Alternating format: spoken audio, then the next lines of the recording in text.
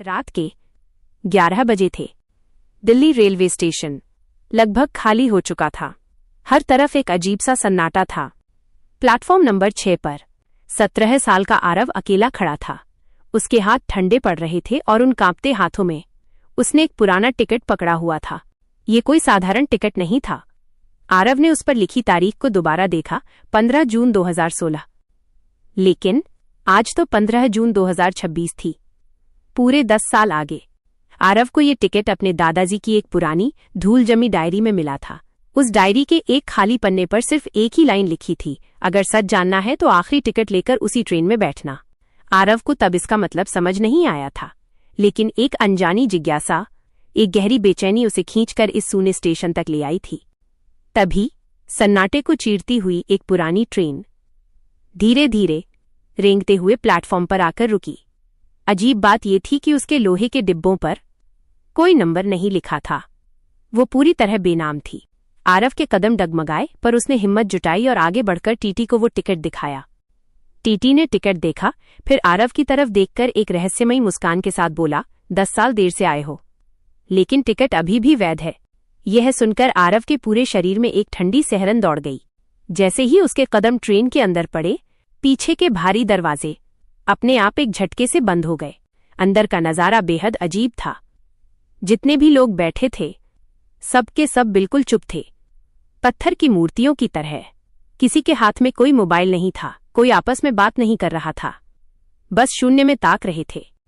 कुछ देर बाद ट्रेन एक घने अंधेरे से भरी सुरंग में दाखिल हुई और अचानक ट्रेन की सारी लाइटें चली गईं। हर तरफ सिर्फ घुप अंधेरा था। जब कुछ पलों बाद रोशनी वापस आई तो आरव की आंखें फटी की फटी रह गईं। वो उसी स्टेशन पर खड़ा था, लेकिन सब कुछ बदल चुका था। सामने लगे बोर्ड पर बड़ी बड़ी कॉपियों में लिखा था, 15 जून 2016। आरव समय की सीमाओं को लांघकर 10 साल पीछे पहुंच चुका था। वो बुरी तरह घबरा गया और ट्रेन से बाहर निकल आया। तभी भीड़ में उसकी नजर अपने दादाजी पर पड़ी, लेकिन वे बूढ़े नहीं थे। वह उस समय युवा थे। दादाजी का चेहरा पीला था और वे किसी से छिपते हुए घबराकर भाग रहे थे। आरव ने बिना सोचे समझे उनका पीछा करना शुरू कर दिया। पीछा करते करते वो स्टेशन के बाहर एक पुराने सुनसान गोदाम तक पहुंच गया। अंदर का नजारा देखकर आरव एक दीवार के पीछे छिप गया। कुछ भयानक लोग दादाजी से एक लोहे का भारी बक्सा छीनने की कोशिश कर रहे थे। दादाजी अपनी पूरी ताकत लगाकर उस बक्से को पकड़े हुए थे और बार बार चीख रहे थे, ये गलत हाथों में नहीं जाना चाहिए, वरना सब तबाह हो जाएगा।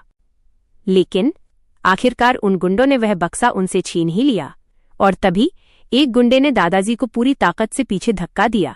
दादाजी जमीन पर गिर पड़े। आरव ये सब अपनी आंखों से देख रहा था। उसका दिल तेजी से धड़क रहा था, लेकिन वो चाहकर भी कुछ कर नहीं पा रहा था। वह उस समय के लिए एक अदृश्य परछाई जैसा था। तभी उसकी नजर उस बक्से पर टिक गई जिसे उन गुंडों ने खोल दिया था। उसमें क्या था? कोई खजाना, कोई हथियार? जैसे ही बक्सा पूरी तरह खुला, अंदर से सोने चांदी के बजाय सिर्फ एक पुरानी तस्वीर निकली। उन गुंडों ने उस तस्वीर को देखा और हैरान रह गए। उस तस्वीर में एक छोटा सा बच्चा था, और वो बच्चा कोई और नहीं, खुद आरव था। ये देखते ही आरव के पैरों तले जमीन खिसक गई। उसका सिर चकराने लगा। उसे समझ नहीं आ रहा था कि जो बच्चा 10 साल बाद पैदा होने या बड़ा होने वाला था, उसकी तस्वीर 10 साल पहले यहां कैसे हो सकती है। तभी जमीन पर गिरे हुए दादाजी ने अचानक सीधे आरव की तरफ देखा। उनकी आंखें आरव की आंखों से मिलीं, जैसे वे उसे पहचान गए हों। वे बहुत कमजोर आवाज में धीरे से बोले, आरव, अगर तुम मुझे सुन सकते हो तो सुनो, समय बहुत कम है। आरव अपनी जगह पे जम गया। दादाजी ने हांफते हुए कहा, यह तस्वीर भविष्य की है। किसी ने समय के साथ, इस कालचक्र के साथ खेलना शुरू कर दिया है। अगर यह तस्वीर इन गलत लोगों के हाथ लग गई तो तुम्हारा अस्तित्व, तुम्हारा होना ही हमेशा के लिए मिट जाएगा। अभी दादाजी अपनी बात पूरी कर पाते कि तभी पूरे गोदाम में अचानक भयानक आग लग गई। लपटें तेजी से उठने लगीं। चारों तरफ अफरा तफरी मच गई। लोग अपनी जान बचाकर भागने लगे। दादाजी ने अपनी आखिरी ताकत बटोरी, उस तस्वीर को झपट्टा मारकर उठाया और पास की एक दीवार के पीछे छिपा दिया। और फिर आरव की आंखों के सामने सब कुछ धुंधला होने लगा। आग, गोदाम, दादाजी, सब गायब होने लगे। कानों में एक तेज ट्रेन की सीटी सुनाई दी। जब आरव ने अपनी आंखें खोली तो वो वापस उसी रहस्यमयी ट्रेन की सीट पर बैठा था, लेकिन इस बार उसके अपने हाथ में वही पुरानी तस्वीर थी। ट्रेन धीरे धीरे रुकी, दरवाजे खुले। वह वर्तमान में यानी 2026 में वापस लौट आया था। वो भागते हुए अपने घर पहुंचा। कमरे का दरवाजा बंद करके उसने उस तस्वीर को टेबल पर रखा और गौर से देखा। जब उसने तस्वीर को पलटा तो उसके पीछे कुछ लिखा हुआ था। सच अभी पूरा नहीं हुआ है, अगला टिकट अलमारी के नीचे छिपा है। ये पढ़ते ही आरव के हाथ कांपने लगे। उसके माथे पर पसीना आ गया, क्योंकि उसने आज तक पूरी जिंदगी में कभी किसी को नहीं बताया था कि उसकी अलमारी के नीचे एक गुप्त जगह है। लेकिन कहानी का सबसे डरावना हिस्सा अभी बाकी था।